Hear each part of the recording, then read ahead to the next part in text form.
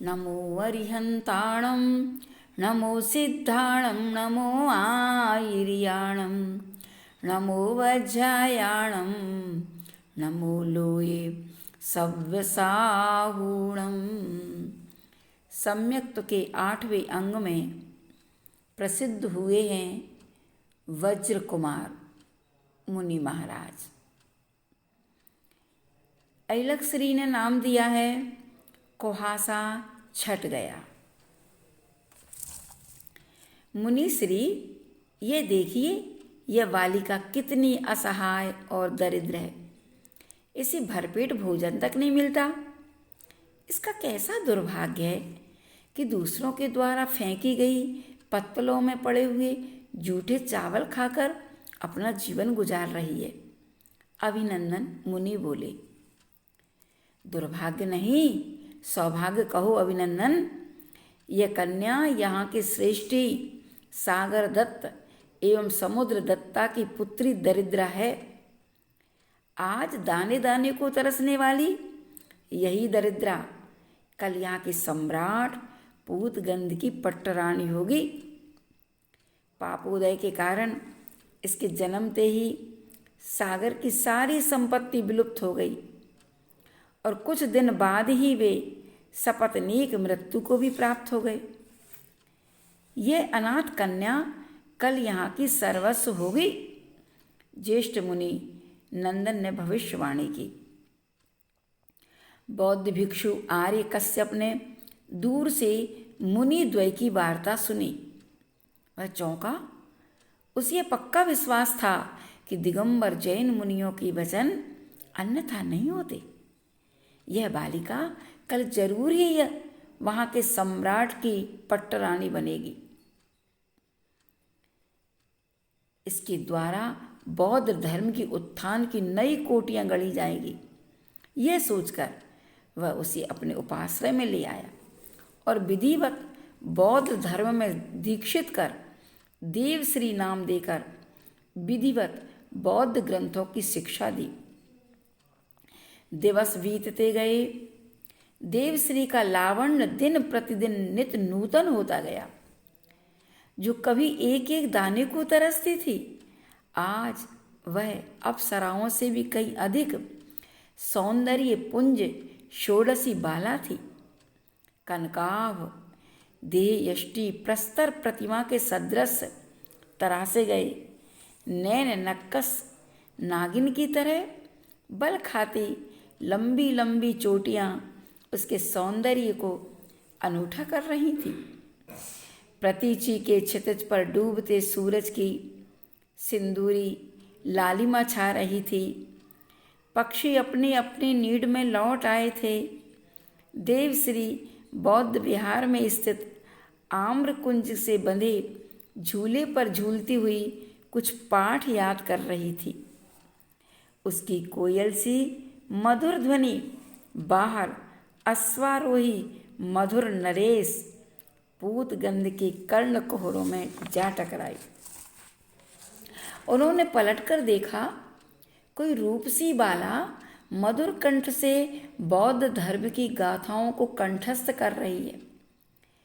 एक पल को वे ठिठके उसके रूप माधुर्य का अनुपान करने लगे। मन उसका सामीप्य पाने को मचल उठा। प्राण उसकी रूप सुधा में निमग्न होने को प्यासे हो गए। लोक मर्यादा के कारण वे जैसे तैसे राजभवन तक आए और अपने महामंत्री बंदक से बोले, नगरांत पर अवस्थित बौद्ध विहार में एक अत्यंत रूपवान षोडशी बाला है। आज उसने अपने रूप की चितवन से ही मेरा मन चुरा लिया है। पता करो उसका पिता कौन है। मैं उससे परिणय करूँगा और उसके बिना प्राणों का यह परेवा देह नीड़ को छोड़ देगा। महाराज, अधीर ना हो, मैं अभी जाकर सारी बातें समझ लेता हूँ। वह किसी की भी पुत्री क्यों ना हो, उसका आपके साथ विवाह अवश्य होगा। औचक ही बौद्ध विहार के द्वार पर बंधक के सारथी ने स्वर्ण खचित रथ में जुते अश्व की बलगा खींच दी। रथ चक्र जोर से चीखते हुए थम गए। देवश्री रक्ताभ साधारण सी शाटिका पहने द्वार तक दौड़ी। उसके हाथ में कांच से बेष्टित दीपक था। रथ से उतरते महामंत्री बंधक ने जैसे ही द्वार पर खड़ी देवश्री को दीपक के मध्यम प्रकाश में देखा, वैसे ही क्षण भर के लिए वे भी इस रूप की प्रतिमा पर सम्मोहित हुए बिना ना रहे। सहसा वे कल्पना लोक से जब सत्य की धरातल पर आए तो भान हुआ कि सम्राट पूतगंध ने उन्हें परिणय वार्ता हेतु भेजा है। यह षोडशी बाला शीघ्र ही उनकी साम्राज्ञी होने वाली है। सम्राट की तरह ही वह भी उन्हें प्रणम्य है। आपके अभिभावक कहाँ हैं? उनसे कहो कि महामंत्री बंधक इसी क्षण मिलना चाहते हैं। आप भीतर आइए ना। बाबा जी संध्या वंदन से अभी अभी निर्वृत्त हुए हैं। देवश्री के अधर हिले तो ऐसा लगा जैसे अमराइयों के बीच सहसा कोई एकाकी कोयल कूक उठी हो। बंधक देवश्री का अनुसरण करते हुए बिहार में बने एक विशाल कक्ष में आ गए। काष्ठ निर्मित दीपाधार पर माटी का दिया टिमटिमा रहा था। तृणों से निर्मित संस्तर पर आर्य कश्यप बैठे हुए थे। आइए पधारिए महामंत्री जी, कहिए कैसे कष्ट किया आपने? कश्यप बोले। कश्यप, आप तक पहुंचने में मुझे तो कष्ट नहीं हुआ, परंतु हमारे महाराज पूतगंध अवश्य ही भारी कष्ट में हैं। उनके कष्ट निवारण हेतु ही मैं आप तक आया हूँ। बंधक ने आसन ग्रहण करते हुए कहा। कश्यप चौंके। वे हड़बड़ा कर बोल उठे, कहिए मेरी योग्य क्या सेवा है? मैं किस उपक्रम से महाराज का कष्ट दूर कर सकता हूँ? निस्संकोच कहें, मुझसे जो भी बन पड़ेगा करूँगा। आपकी पुत्री पर हमारे महाराज अनुरक्त हैं। जब से उन्होंने इसे देखा है तब से उनका मन अशांत है। वे चाहते हैं कि आपकी पुत्री उनकी प्रिया बने। बंधक ने मंतव्य प्रकट किया। कश्यप को जिस दिन की कई दिनों की प्रतीक्षा थी वह दिन सहसा उपस्थित था। कश्यप आनंदित हुआ। ओहो, जैन मुनियों की वाणी सत्य हुई। महामंत्री जी, यह तो मेरा परम सौभाग्य है कि मेरी पुत्री राजरानी बनने जा रही है, परंतु मेरा संकल्प है कि बौद्ध धर्म में दीक्षित व्यक्ति को ही अपनी कन्या दूंगा। इसके अतिरिक्त सम्राट मेरी ही पुत्री को पट्ट महिषी घोषित करें। कश्यप निस्संकोच बोले। ठीक है आर्य कश्यप, मैं सम्राट से चर्चा करके आपको सूचित करूंगा। महामंत्री बंधक अपने आसन से उठते हुए बोले। मुझे प्रतीक्षा रहेगी। यह कहते हुए भिक्षु कश्यप और देवश्री उन्हें द्वार तक भेजने आए। महामंत्री बंधक के रथारूढ़ होते ही सारथी ने अश्वों की बल्लगा ढीली करते हुए प्रतोद फटकारा। अश्व तुरंत ही हिनहिनाकर अधीठ स्थान की ओर चल पड़े। महामंत्री बंधक राजभवन की पूरी सीढ़ियां भी नहीं चढ़ पाए थे कि महाराज की अंतरंग परिचारिका ने सूचित किया, महाराज अस्वस्थ हैं, उनकी दाह उत्तरोत्तर बढ़ती जा रही है, वे बड़े कष्ट में हैं, दीर्घ श्वासें ले रहे हैं। अगर वो चंदन का शीतल लेप भी निरर्थक हो गया है। स्वर्ण खचित दीपाधार पर रखे दीपक के अस्थिर प्रकाश में बंधक ने देखा, महाराज वासना की ज्वालामुखी में दग्ध हुए जा रहे हैं। 4 प्रतिहारी सम्राट की पगतलियों में कर्पूर मिश्रित घृत का लेपन कर रहे।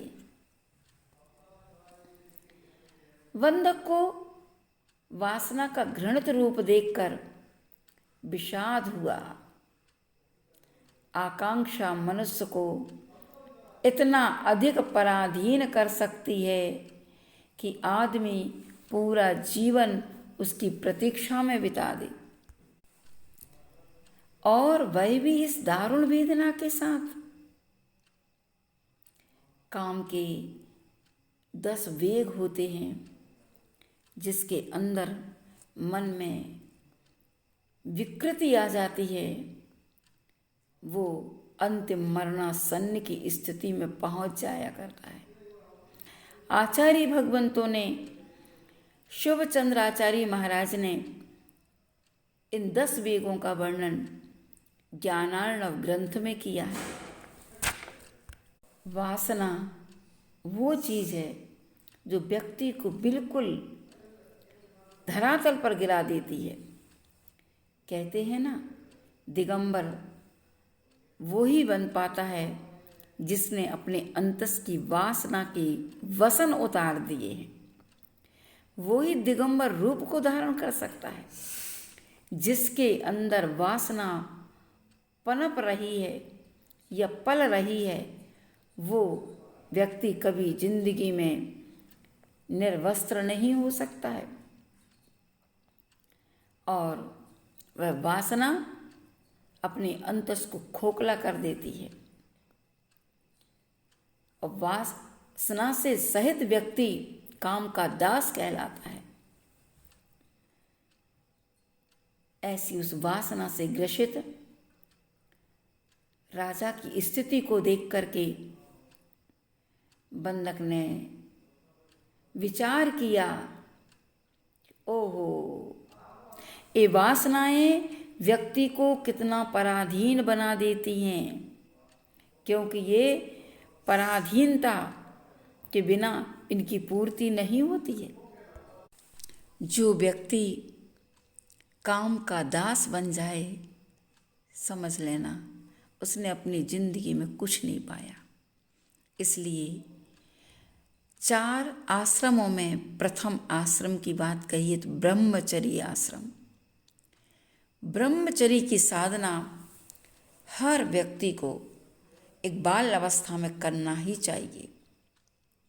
ब्रह्मचर्य की महिमा को समझना चाहिए।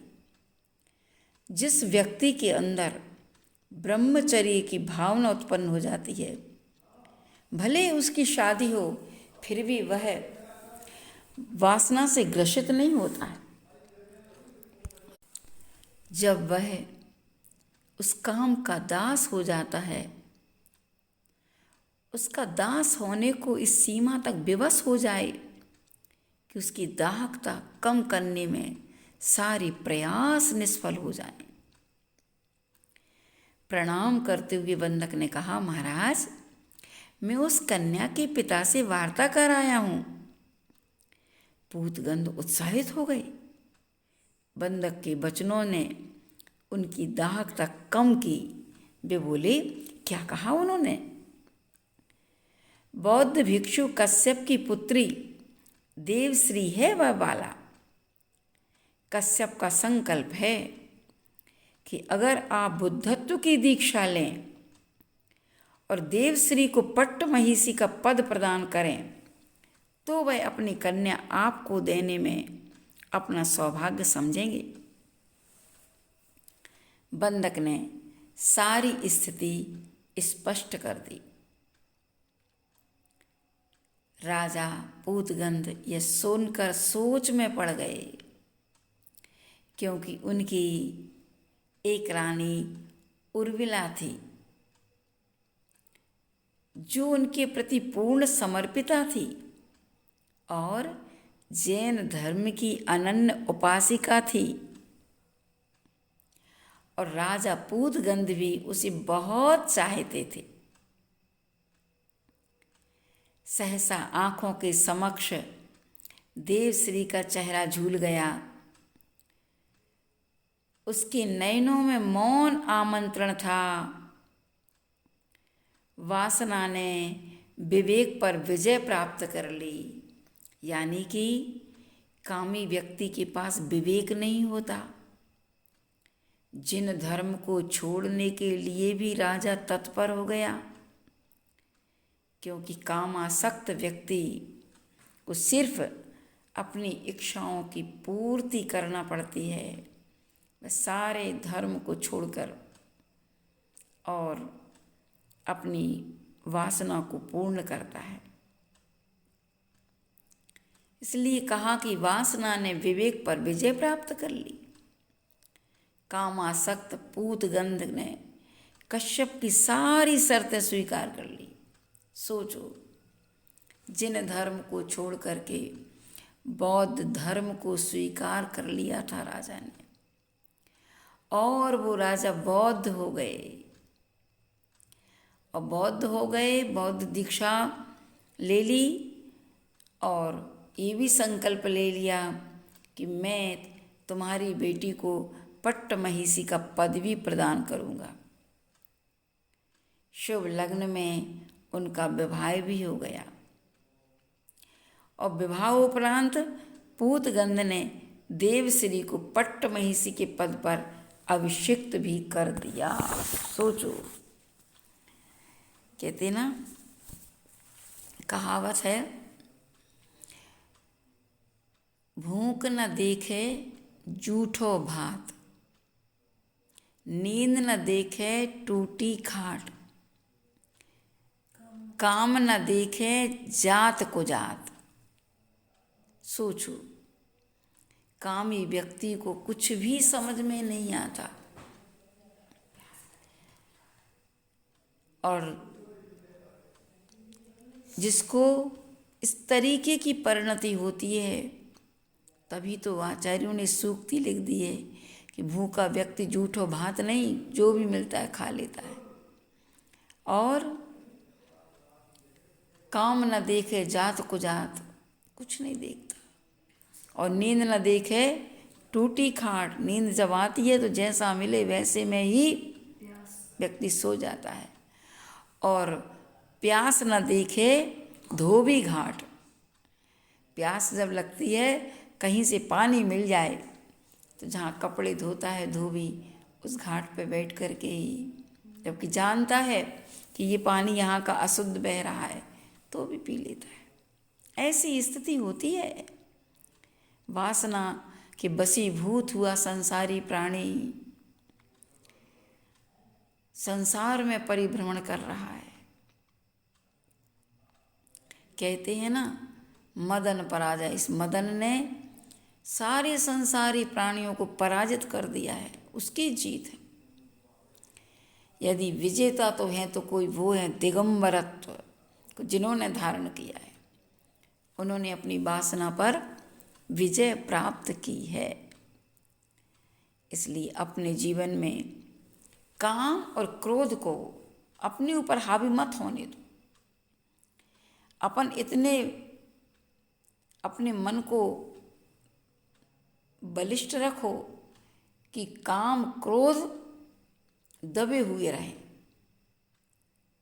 अभिव्यक्त ना हो, ये साधना होना चाहिए। तभी जीवन का विकास है। नहीं तो ता जिंदगी व्यक्ति काम और क्रोध में ही जीवन समाप्त कर देता है, उसे कुछ भी हाथ नहीं मिलता, बाद में सिर्फ पछताता है और कुछ नहीं। इतना ही राजा पूतगंध ने देवश्री को पट्ट महिषी पद पर अभिषिक्त कर दिया। देवश्री के लहराते उद्दाम यौवन के सरोवर में विपूर्णता निमग्न हो गए और देवश्री में डूबते गए। उनका ध्यान सिर्फ उसी पर केंद्रित हो गया। महारानी उर्मिला अपने अंतःपुर में महाराज की प्रतीक्षा करते करते सारी रात बिता देती, परंतु महाराज पूतगंध के चरण वहाँ न आते। महारानी की आंखें अंततः स्वयं थककर बंद हो जाती और निद्रा उन्हें वियोगजन्य दुख से निर्वृत्ति देती थी। अपनी चरम उपेक्षा और देवश्री के प्रति असीम आसक्ति देखकर उर्मिला को कभी देवश्री से असूया नहीं हुई। उन्होंने मानसिक शांति के लिए पूरी तरह अरहत प्रभु की भक्ति में स्वयं को लगा दिया। फाल्गुन अष्टानिका के पुण्य अवसर पर भारी धूमधाम से नंदीश्वर दीप विधान रचाया और घोषणा की कि विधानोपरांत स्वर्ण रथ में जिनेंद्र महाप्रभु की शोभा यात्रा नगर वीथिकाओं से निकलेगी। महारानी उर्मिला की इस घोषणा से देवश्री का मन असूया से भर गया। उसने तुरंत ही उनसे कहा, आज पूर्णमासी है, उर्मिला के रथ के आगे तथागत भगवान बुद्ध का रथ निकलेगा। जैसी तुम्हारी इच्छा देवश्री, मैं तो तुम्हारी कृपा पर जीवित हूँ, तुम जैसा कहोगी वैसा ही होगा। महारानी उर्मिला ने जब यह सुना कि अरहत श्री के रथ के आगे गौतम बुद्ध का रथ निकलेगा, तो उनका मन असीम दुख से भर गया। उन्होंने अपनी परिचारिका को भेजकर अपने आगमन की सूचना दी। उनकी अनुमति मिलते ही वे उनके समक्ष पहुंची और अश्रु बहाती हुई बोली, ये क्या मैं सुन रही हूँ नाथ? त्रिलोकी तीर्थंकर प्रभु के आगे देवश्री के बुद्ध का रथ चलेगा? तो क्या हुआ उर्मिला, उसकी भी भावना है और बड़ी होने के नाते तुम्हें उसकी भावनाओं का आदर करना चाहिए। महाराज बोले, मैं यह कदापि ना होने दूंगी, क्योंकि ऐसा होने से जिनेंद्र प्रभु की घोर अवमानना होगी। क्या मैं आपकी कुछ भी नहीं हूँ जो आप उसकी हर इच्छा पूर्ण करने पर तुले हैं? तुम्हारा रूप यौवन ढल चुका है रानी। दुनिया उगते सूर्य को प्रणाम करती है, ढलते को नहीं। पूर्णिमा का चांद पूजा जाता है, अमावस्या का नहीं। मैं उसकी हर इच्छा पूर्ण करूँगा, क्योंकि मैं उसके सौंदर्य का उपासक हूँ। ऐसा न कहें नाथ, आपने मुझसे आंखें फेरी, मैंने जी कड़ा करके सह लिया। आपने बौद्ध धर्म स्वीकारा, मुझे कोई आपत्ति ना हुई। आपने देवश्री को पट्ट महिषी का पद सौंपा, मैंने उस अपमान के जहर को अमृत का घूंट समझकर पी लिया। मुझे क्या अपने धर्म की प्रभावना तक का अधिकार नहीं है? क्या रिश्तों की बुनियाद मात्र दैहिक स्तर पर ही होती है? भावनाओं का कोई मूल्य नहीं है? इतने निष्ठुर ना बनिए, मुझ पर कृपा कीजिए और जिनेंद्र देव के रथ को अबाधित निकलने दीजिए। महारानी उर्मिला रोती हुई पूतगंध के चरणों में गिर पड़ी, परंतु देवश्री के प्रति आसक्त पूतगंध बिल्कुल न पसीजा। उसने उर्मिला को दूर ढेलते हुए कहा, जो मैं कह चुका हूँ वही होगा। उसकी आज्ञा ही मेरी आज्ञा है, मैं कुछ भी नहीं कर सकता। तब महारानी उर्मिला ने कहा कि मेरा भी संकल्प है, जब तक जिनेंद्र प्रभु का रथ निर्बाध ना निकलेगा तब तक अन्न जल ग्रहण ना करूँगी। सम्यक दृष्टि जीव क्या अपने जिन धर्म की प्रभावना के लिए संकल्प ले लिया कि अन्न जल का ग्रहण ना करूँगी। जाते जाते उर्मिला ने कहा, तुम्हें जो अच्छा लगे सो करो। पूतगंध निष्ठुरतापूर्वक बोला। उर्मिला की धमकी का उस पर कोई असर न हुआ। महारानी उर्मिला असहाय और बदहवासी होकर अपने प्रकोष्ठ में मूर्छित हो गई। परिचारिकाओं के द्वारा किए हुए शीतोपचार से महादेवी उर्मिला चैतन्य हुई। उन्हें याद आया, क्षत्रिया गुहा में मुनि श्री वज्र कुमार अपने गुरुवर आचार्य सोमदत्त के साथ अवस्थित हैं। ओहो, क्षत्रिया गुफा में मुनि श्री वज्र कुमार अपने गुरुवर आचार्य सोमदत्त के साथ अवस्थित हैं। क्यों ना उनके चरणों में जाकर प्रार्थना करूं, वे अवश्य ही कुछ ना कुछ समाधान खोजेंगे। और महारानी उर्मिला तुरंत ही रथारूढ़ होकर क्षत्रिया गुहा जा पहुंची और अत्यंत विनीत स्वर से बोली, हे प्रणम्य, हे तपोपूत, मैं आज कठिन दुविधा में हूँ। आज पूर्णिमा है और नंदीश्वर दीप विधान के समापन पर भगवान जिनेंद्र देव की विशाल रथ यात्रा निकलेगी, परंतु मेरे पति पूतगंध अपनी छोटी रानी पर आसक्त हैं और वह बुद्ध धर्मावलंबी है। उनका कहना है कि अरहंत प्रभु के रथ के आगे गौतम बुद्ध का रथ निकलेगा। अगर ऐसा हुआ तो मैं निश्चित ही जीवित न रहूंगी। उमड़ते हुए अश्रुओं को किसी तरह रोककर महारानी ने आगे कहा, हे गुरुदेव, हे मेरे प्रभु, हे मेरे आराध्य गुरुदेव, जब तक जिनेंद्र देव का रथ बुद्ध के रथ से आगे ना निकलेगा तब तक मैं अन्न जल ग्रहण ना करूंगी, क्योंकि ये मेरी प्रतिष्ठा का मात्र नहीं, जैन धर्म की प्रतिष्ठा का प्रश्न है। क्योंकि सारे धर्मों में एक जिन धर्म ही एक ऐसा धर्म है जो सबसे श्रेष्ठ है, जो अहिंसक है, जो प्रत्येक जीव के अंतस में बैठा हुए जिन को उत्पन्न करने में कारण है।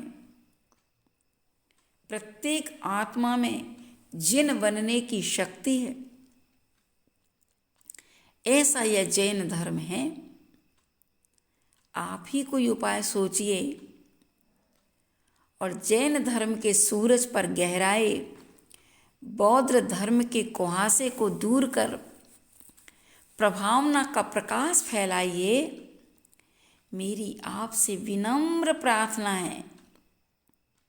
मैं सब कुछ आप पर ही छोड़ती हूँ। महादेवी उर्मिला चिंतित न हो, समस्या का समाधान अनायास ही मिलेगा। महादेवी उर्मिला चिंतित ना हो, समस्या का समाधान अनायास ही मिलेगा।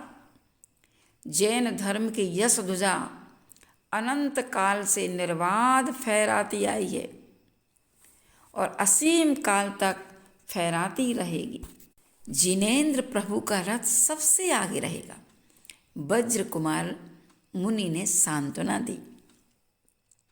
हठात ही सबने देखा, नील अंतरिक्ष की ऊंचाइयों पर पीत पताकाओं से युक्त विद्याधरों के आरोहित विमान क्षत्रिया गुहा की ओर चले आ रहे हैं।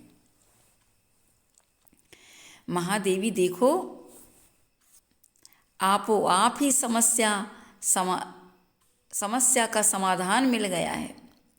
विद्याधर यहाँ दर्शनार्थ आ रहे हैं। वे यह कार्य चुटकी बजाते ही कर देंगे। महादेवी को दिखा दिया। वज्र कुमार मुनि महाराज जी ने कि देखो, विद्याधर यहाँ दर्शनार्थ आ रहे हैं।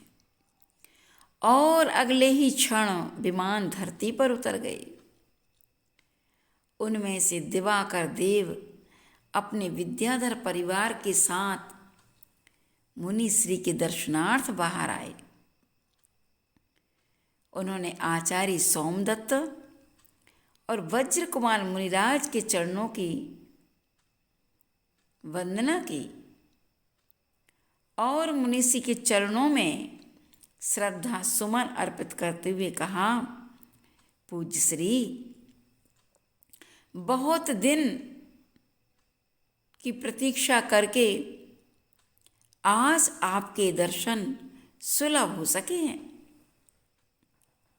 हे मुनिवर, मेरे योग्य कोई सेवा बताएं ताकि मैं अपने जीवन को कृतार्थ कर सकूं। मेरे योग्य कोई सेवा बताएं और कृतार्थ हो जाऊंगा मैं आपकी सेवा करके। मुनि श्री बोले बड़े प्रसन्नता के साथ में, दिवाकर जी, ये महारानी उर्मिला जी हैं। इनके पति महाराज पूतगंध अपनी छोटी रानी देवश्री पर आसक्त हैं। वह बुद्ध की शिष्या है। महाराज ने उसे पाने के लिए बौद्ध धर्म को स्वीकार कर लिया है। इतना प्यारा धर्म, अहिंसा धर्म, जिन धर्म को छोड़ करके मोहांध पूतगंध उसे सिर पर बिठाए हैं देवश्री को, और देवश्री उर्मिला का पराभव करने के लिए जिनेंद्र रथ के आगे बुद्ध रथ निकलवाना चाह रही है। चाह ही नहीं रही है, बुद्ध रथ निकलवा रही है। पूतिगंध ने उसे प्रसन्न रखने के लिए अनुमति भी दे दी है। लेकिन ध्यान से सुनो, उर्मिला की प्रतिज्ञा है कि जब तक सदा की भांति मेरा रथ उसके रथ से आगे ना निकलेगा, तब तक मैं अन्न जल ग्रहण ना करूंगी। देखो, आप लोग तो विद्याधर हैं, जैन धर्म पर आए इस संकट का निवारण करें और जिनेंद्र रथ को आगे निकलवाएं। कितनी अच्छी सरलता से कहते हैं, जब सातिशय पुण्यानुबंधी पुण्य का उदय रहता है तब हर पल अनुकूलता मिलती चली जाती है। सहजता में सारी सामग्री उपस्थित हो जाती है। उन विद्याधरों ने मुनि वज्र कुमार जी की आज्ञा को सिरोधारी करके दिवाकर देव महारानी उर्मिला के साथ मथुरा जा पहुँचे। देवश्री ने राज्य के समस्त वैभव के साथ बुद्ध का रथ जिनेंद्र रथ के आगे खड़ा किया। दिवाकर देव की विद्या निर्मित सेना ने क्षण भर में देवश्री की सेना को मार भगाया और बुद्ध के रथ के ठीक ऊपर आकाश में जिनेंद्र प्रभु का रथ चलवाया। वाह, देखो ये कहलाती प्रभावना, ताकि लोग पहचान सकें कि जिन धर्म कितना महान है। सम्यक दृष्टि जीव जिन धर्म की प्रभावना के लिए तन से, मन से, वचन से, धन से, जैसे भी हो, जिन धर्म की प्रभावना में तत्पर रहते हैं, जितनी योग्यता, जैसी योग्यता होती है वैसी प्रभावना करते हैं। देखो, विद्याधरों के निमित्त से उर्मिला रानी के सम्यक्त की महिमा प्रकट हुई और मुनि श्री वज्र कुमार को तो देखो, प्रभावना के लिए उन्होंने तुरंत आदेश भी दे दिया कि पहले तुम इस प्रभावना को करो। और वो रथ बुद्ध रथ के ठीक ऊपर आकाश में जिनेंद्र प्रभु का रथ चलवाया। भारी अतिशय से जैन धर्म की अभूतपूर्व प्रभावना हो। यही तो चमत्कार है। चमत्कार किसे कहते हैं? कहते श्रद्धा आस्था में चमत्कार होता है, नमस्कार में चमत्कार है। जब उर्मिला रानी ने मुनि श्री के चरणों में नमस्कार करके अपनी वेदना रखी कि कैसे मैं जैन रथ को आगे चलाऊं, उन्होंने कहा चिंता क्यों करते हो, जैन धर्म आगे क्या ऊपर चलेगा। और वो जिन धर्म जब ऊपर ऊपर आकाश में चला, बहुत महती प्रभावना हुई। महाराज पूतगंध देवश्री सहित अनेक बौद्ध धर्मावलंबियों ने मुनि श्री वज्र कुमार के समीप जैन धर्म को ग्रहण कर लिया। सोचो कितनी कितनी परेशानियां आईं, लेकिन कभी भी अपने धर्म से विमुख नहीं हुई। और यह रथ पूर्णिमा के दिन फाल्गुन शुक्ला की पूर्णिमा आष्टानिक पर्व के उपसंहार में ये मथुरा नगरी में जिन रथ आकाश मार्ग में चला था और बड़ी महती प्रभावना हुई थी। और कहते हैं जब ये चमत्कार देखा तो सारे लोगों ने जिन धर्म को स्वीकार कर लिया और जिन धर्म को स्वीकार करके जैन धर्म को आगे बढ़ाया। आज ये 8वें अंग की प्रभावना अंग में प्रसिद्धि पाई है तो मुनि श्री वज्र कुमार महाराज जी ने प्रभावना में सहयोग देकर विद्याधरों ने जिन धर्म की महती प्रभावना की। समय समय पर जब जब जिन धर्म पर कष्ट आया है तब तब ऐसे ही कोई प्रभावना के लिए इस जमी पर उतरा है और जिन धर्म की रक्षा की है, जिन धर्म को बचाया है। समय समय पर ऐसे काम होते आए हैं। इसलिए अपने लिए क्या करना है, इस प्रभावना अंग को देख करके अपने जीवन में प्रभावना करने के लिए कटिबद्ध रहना है। ठीक है, 8 अंगों की यहाँ तक 8 कहानियाँ, 8 कथाएं हो गई हैं। इन 8 कथाओं को सुनो और अपने जीवन में उन अंगों को धारण करो जिन अंगों से हमारा जीवन या हमारा सम्यक्त्व सुशोभित होता है। ठीक है, इसलिए आज प्रभावना अंग पूर्ण हुआ और प्रभावना अंग में प्रसिद्धि पाई मुनि श्री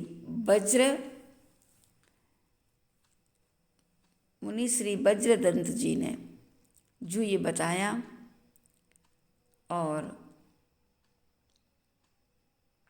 सबके सहयोग से जिन रथ आगे निकला और जिन धर्म की प्रभावना हुई। धन्य है मुनि वज्र कुमार की जय, धन्य उनके गुरुदेव की जय, और धन्य है उर्मिला जिन्होंने संकल्प लिया जब तक रथ नहीं चलेगा तब तक मैं अन्न जल को त्याग करती। धन्य है।